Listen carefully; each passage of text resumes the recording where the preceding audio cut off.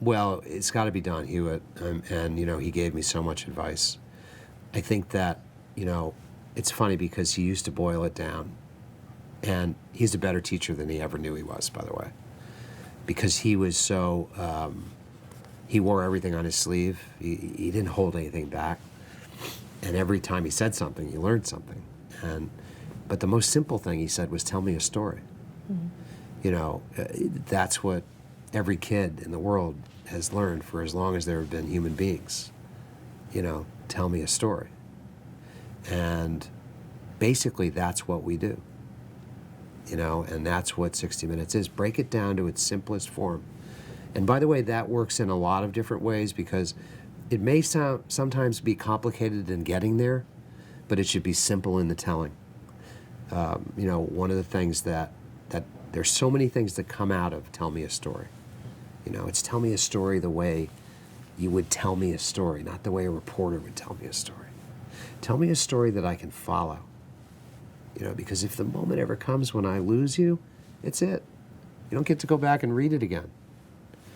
Don't lose me. TV. Tell me a story. So the beauty of the whole thing and what he preached is that it sort of touches almost everything we do. Keep it simple, keep it basic, and tell me a story and tell it well.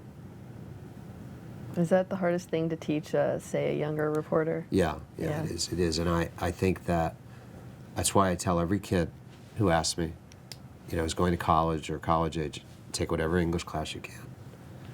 Find a good writing instructor, and read as much great literature as you can and find some great professors who can help you understand why that's great and that ain't, because you can learn it. You can learn to be a better writer. But I don't think as a culture we're good writers. We don't. It's why the English succeed here. They're better with the language.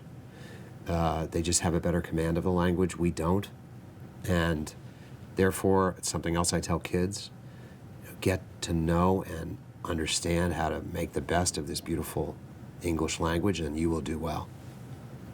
And by the way, at Colgate, I on a couple of occasions had the chance to speak to the graduating English majors and their parents.